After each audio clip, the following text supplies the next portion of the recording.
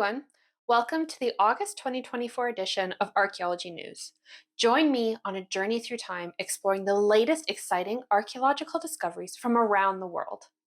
As an archaeologist, I have taken my years of experience and used it to spend hours carefully researching, filming, and editing this video to provide you with well-sourced, interesting, accurate news about real archaeology. What is a Scottish stone doing at the middle of Stonehenge? Does a T-pillar at Göbekli Tepe depict the world's oldest lunisolar calendar? What are the first objects that have been found at the site of the San Jose shipwreck in Colombia? Stay tuned to find out the answers to these questions and more as we dig in to these captivating stories from our past. Don't forget to take a few seconds to share or like this video and subscribe to the channel. Every little bit of engagement helps tell the algorithm to promote it to new viewers. Okay, everyone, let's dig in.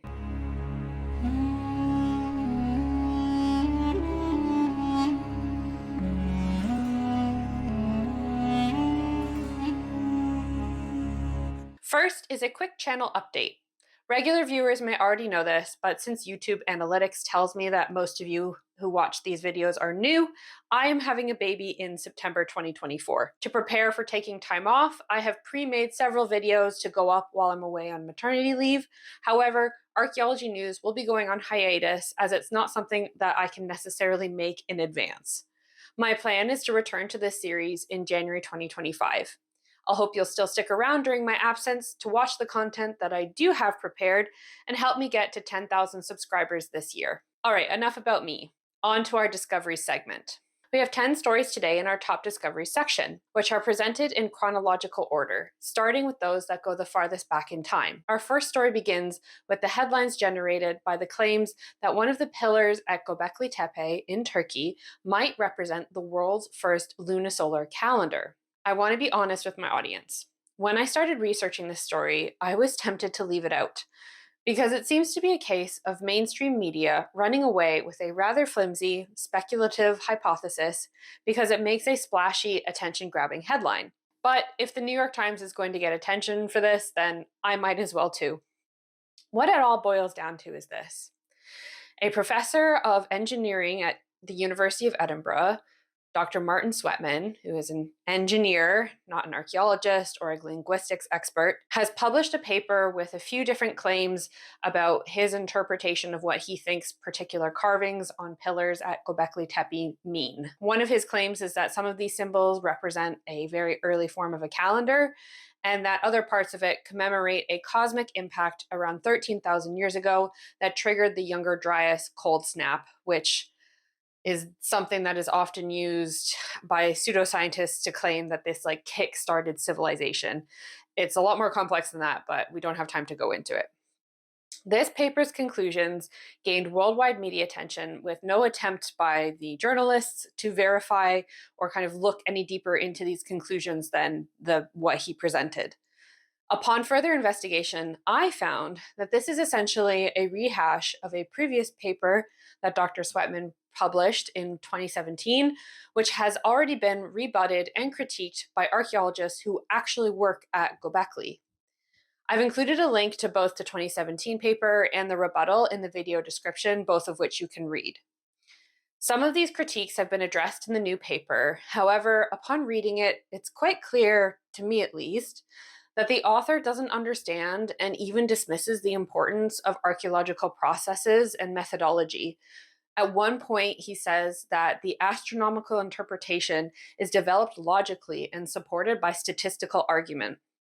Moreover, a complete interpretation for all the symbols is not needed. That is, we do not need to know everything in order to know something. I have many problems with this statement. I don't really know where to start with them. But broadly speaking, while statistical analysis can be a very helpful tool for interpretation of large archaeological data sets, it should not be treated as a whole truth that supersedes or negates needs for other evidence. The entire hypothesis presented in the paper rests on the associations proposed between certain constellations and the carvings on the pillars. Therefore, in order to accept every following point, you have to accept the fact that these initial identifications are correct. And I cannot stress enough that ignoring all the other iconography and study of it at the site makes for a very incomplete data set, which can't really be tested for validity very well. This is the whole point of scientific research. It seems Dr. Sweatman just visually matched constellation stick figures with stone carvings on the pillar. This doesn't demonstrate that this is what it actually represented. And there are other papers out there by other archaeologists who have a differing hypothesis for what these carvings represent or meant to the people who made them. Additionally, the paper interprets the V symbol on a particular pillar as representing days and a square symbol as representing a month, and then concludes that together they represent a lunisolar calendar because the number of times these symbols occur adds up. This is just as speculative as the proposed associations between the constellations and the carvings. Any level of skimming the paper clearly shows that it is purely speculative. That doesn't mean that we need to dismiss this hypothesis outright or we can 100% say it's wrong. There is a chance that it could be correct, but it certainly should be treated with a decent dose of skepticism and be rigorously tested to see if it is actually worth considering, especially since this research was conducted without the involvement or input of the people who work at Göbekli Tepe and are the most familiar with the site and its contexts. There hasn't been an official rebuttal of the latest paper. However, Dr. Flint Dibble has done an excellent interview with the site director of Göbekli Tepe about the actual latest discoveries from their site on his YouTube channel. I've put a link to it here, and you can watch it if you want some real archaeological stories from this site. For our next story, we head to Britain and the site of Stonehenge. You may have seen the headlines this past month about the discovery that the famous altar stone, which currently lies mostly buried in the ground near the centre of the monument, originated in northern Scotland, not Wales or the Salisbury Plain. I was lucky enough last week to have a chance to speak to the lead author and geologist of this project, Anthony Clark, a PhD student at Curtin University, about his truly groundbreaking discovery. Let's dig into the interview. All right, so welcome to the channel, Anthony. It's a pleasure to have you here. Good to be here. Nice chatting to you. You're our first geologist that's come on to Archaeology News, but I feel like given what your recent paper is on, it's very, very relevant to have you here. The first question I have for you is, how did you really even become involved or start this project? What kind of spurred this for you? Yeah, my PhD is all about dating rocks. I'm a geochronologist. And I emailed one of the co-authors on my recent paper to work on completely unrelated Welsh rocks, some very old rocks. And he said, you have these tools in Perth in Western Australia. Would you like to analyze some fragments of the altar stone we have? And of course, I kind of jumped on that opportunity. And here I am 2 years later, and the paper's just been released. Just to give people an idea who maybe read the headlines but haven't fully read the paper, can you just give us a brief summary of what you found in your analysis? I think I should probably cover what Stonehenge is, because Stonehenge is actually quite a complex monument. It's composed of lots of different rocks. Bluestones are considered exotic to the area. They're not from the local area on the Salisbury Plain, and some of them come from southwest Wales. The big upright sarsens, they are from the local area, but about 25 or so kilometers away.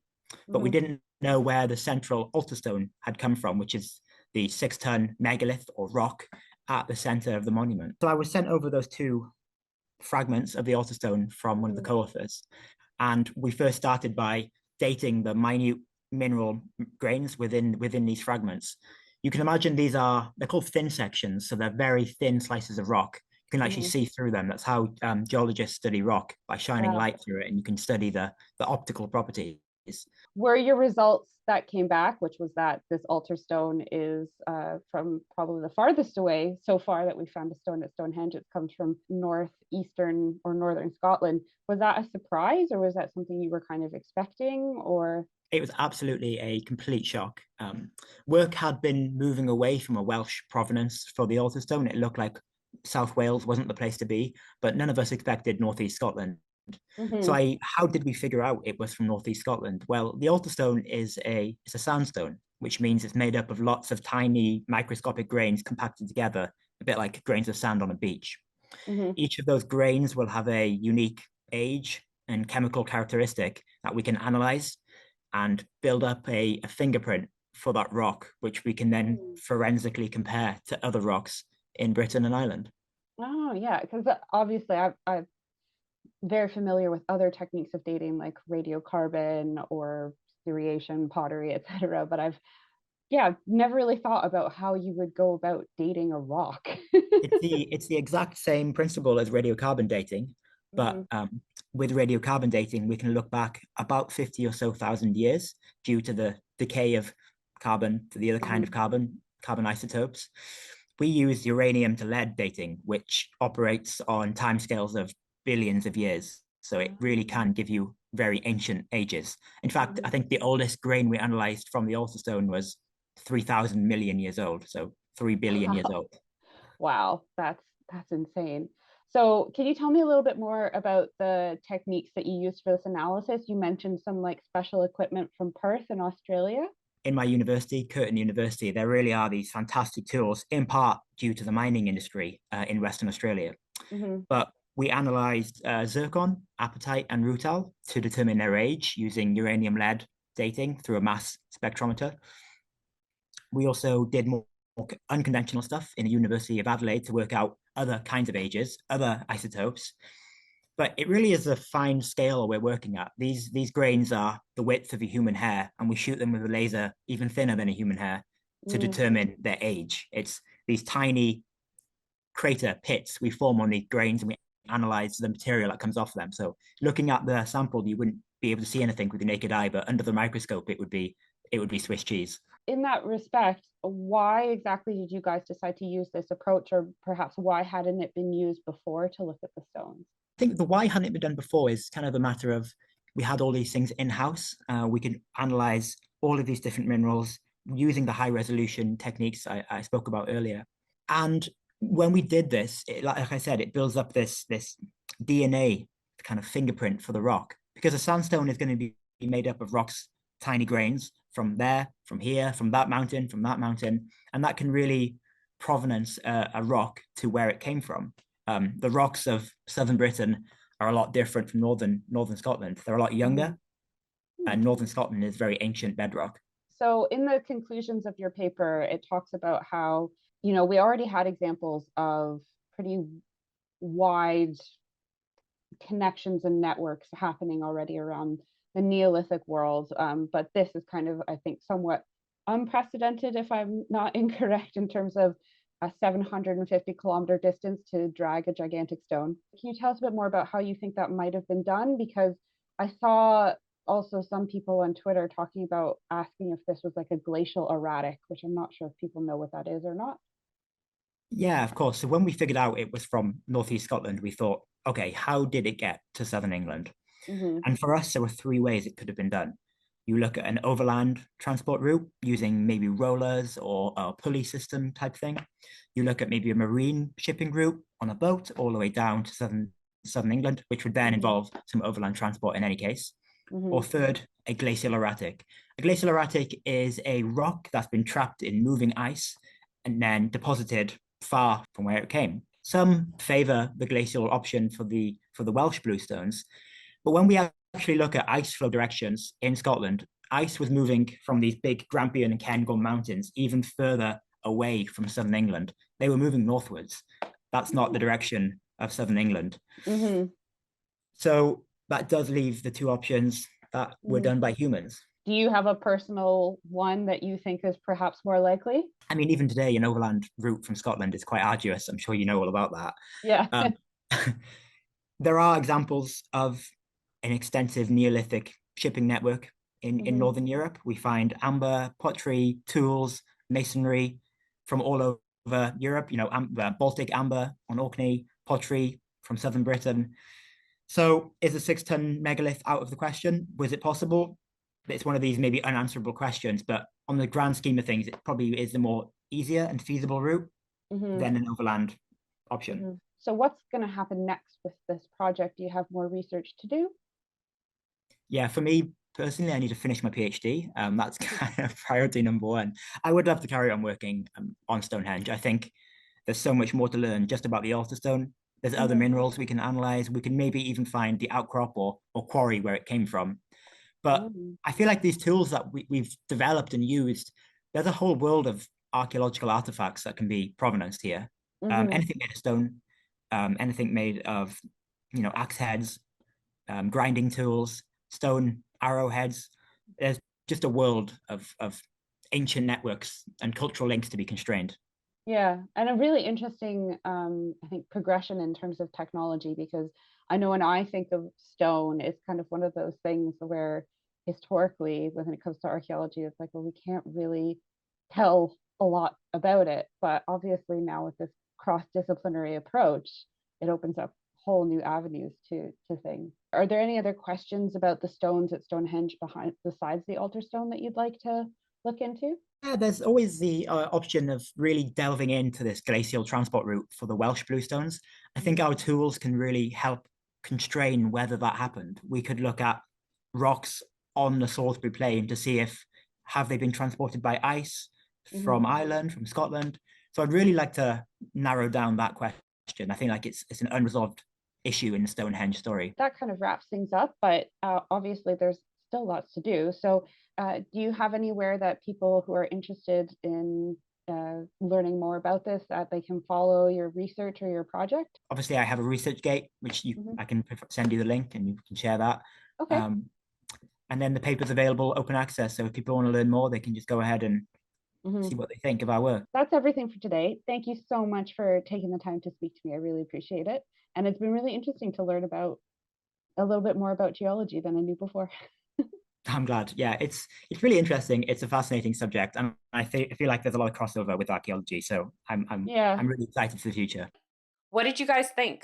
Was the megalith transported by land, sea, spaceships? Let me know in the comments below. You can find a link to Anthony's paper in the video description.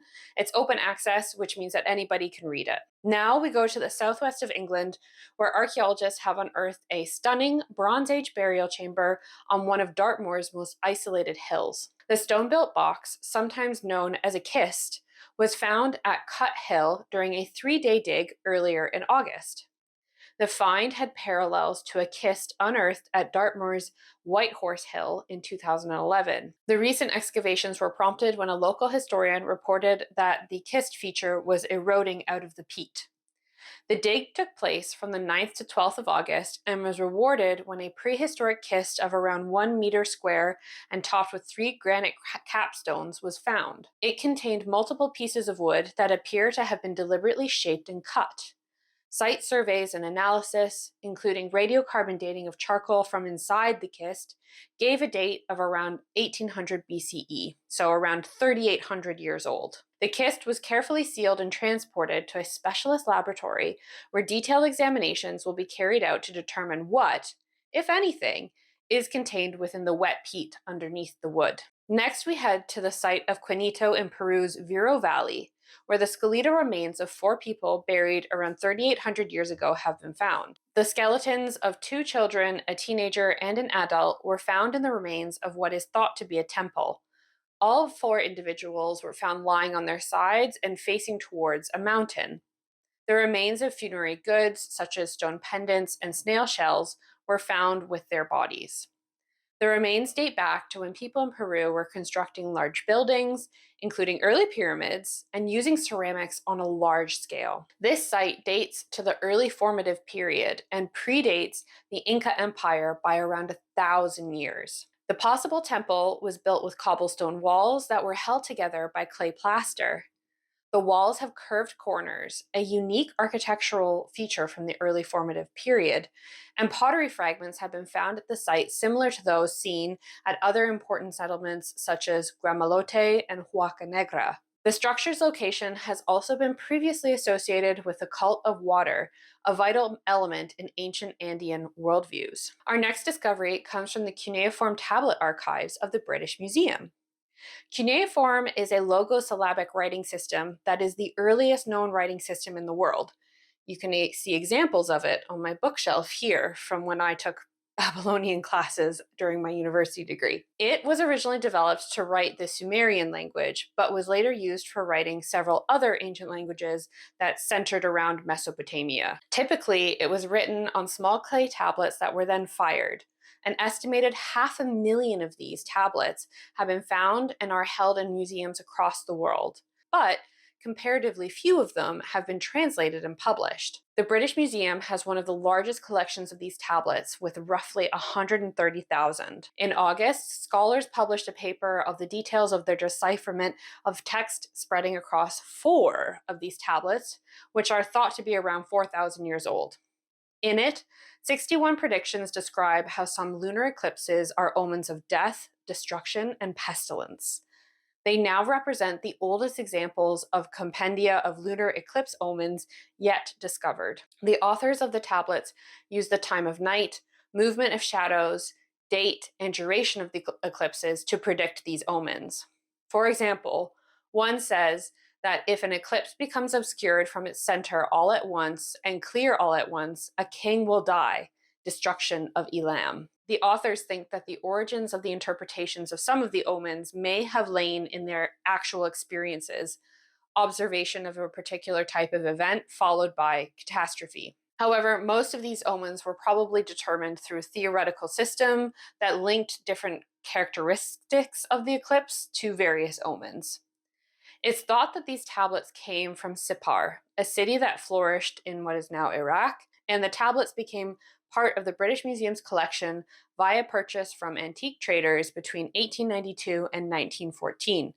But they hadn't been fully translated and published until now. Our next discovery brings us to India, where during the 10th season of archaeological excavations at the Kiladi archaeological site in Tamil Nadu, the dig has revealed a very well-planned water management system. This system includes a closed channel, an open drain, and several small tanks. However, the most significant part is a cylindrical terracotta pipeline. Dating to the 6th century BCE, it is made up of 6 cylindrical structures that are roughly 36 centimeters long and 18 centimeters wide. These cylinders are carefully assembled to form a single continuous pipeline that is roughly 174 centimeters long.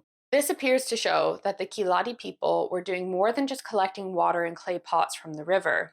Analysis of various artifacts from the site have demonstrated that as early as the 7th century BCE, the site's occupants were living in a prosperous industrial settlement. This shifts the timeline of the Sangam era and the origins of the Tamil script considerably further back than previously thought. Now we go to China, where an ancient burial site containing 148 tombs has been found under the construction site of the Guangzhou Zoo. The tombs were excavated in spring 2024 and date to several significant periods in Chinese history. The site includes 4 tombs from the Han Dynasty, which began in 206 BCE, 8 from the Jin and Southern dynasties, 15 from the Tang Dynasty, and 121 from the Ming and Qing dynasties. A total of 196 artifacts were recovered, including pottery, porcelain, bronze items, jade, and bead ornaments. Additionally, 48 gravestones from the Republic of China period and the early years of the People's Republic of China were found. This site offers a unique window into burial practices that span over 2,000 years. Particularly significant are 2 well-preserved tombs, one from the Eastern Jin dynasty and another from the Southern dynasties. The Eastern Jin tomb is the largest and best preserved of its kind from that period discovered at this site, measuring over 10 meters in length. Despite the presence of a looter's hole near the entrance, the tomb's chamber and walls remained largely intact. The Southern Dynasty's tomb was a joint burial for a married couple. The discovery of these 2 tombs could be of great significance for the study of burial shapes, stages, and funeral customs during the 6 Dynasties period in this region. It also provides critical information for understanding the construction technology used during the Jin and Southern Dynasties.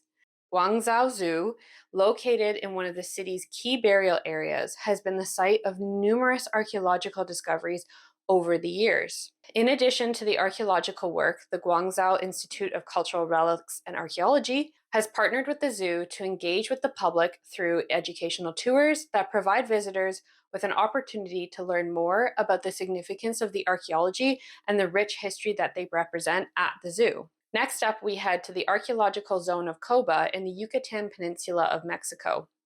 There, a fascinating stone stela containing an extensive Maya hieroglyphic text has been found engraved into the rock of a lagoon near the pyramid structure of Nahakhmul, one of the tallest pyramids on the Yucatan Peninsula. Coba is a large and important Mayan archaeological zone that is one of the few sites to retain its original Maya name, which roughly translates to ruffled or uneven water.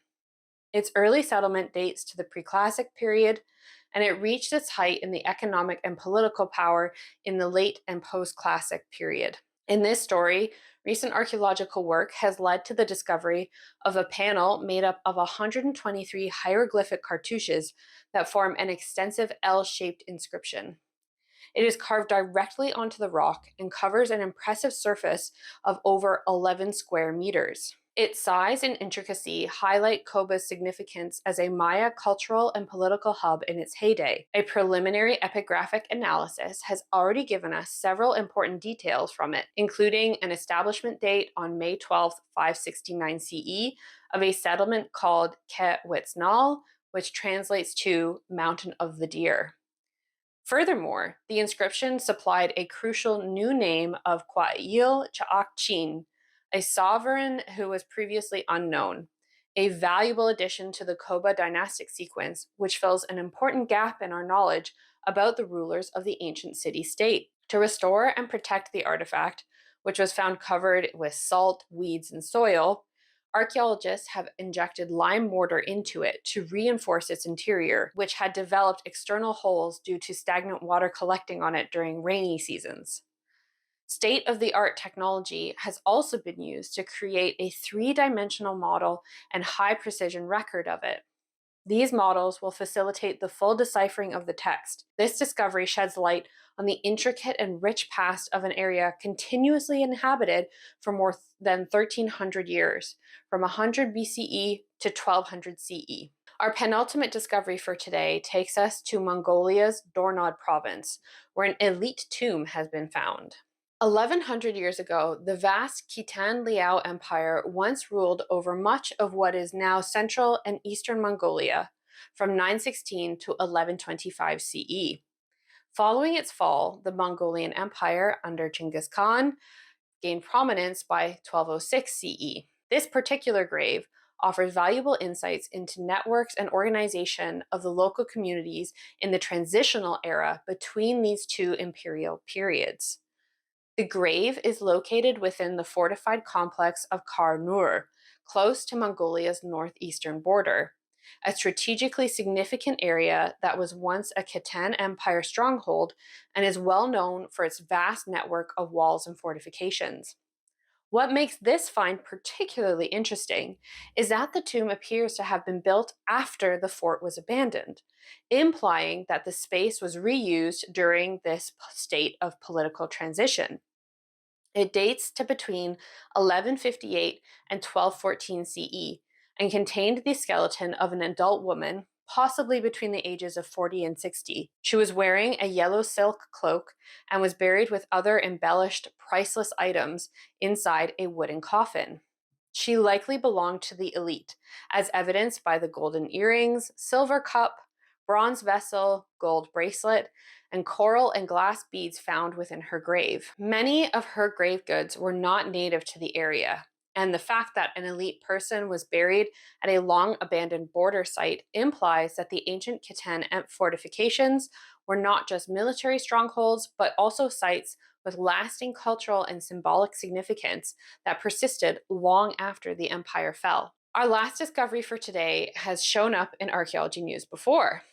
Do you remember this story from May? In case you missed it, the Colombian government has started exploring the sunken 18th century Spanish galleon dubbed the Holy Grail of shipwrecks. Now they have announced the discovery of a first set of artifacts recovered from the wreck. The San Jose belonged to the Spanish Navy and was sunk by the British in 1708 as it was heading to Colombia's port city of Cartagena, loaded with tons of gold and silver coins intended to help pay for the Spanish King's war against the British.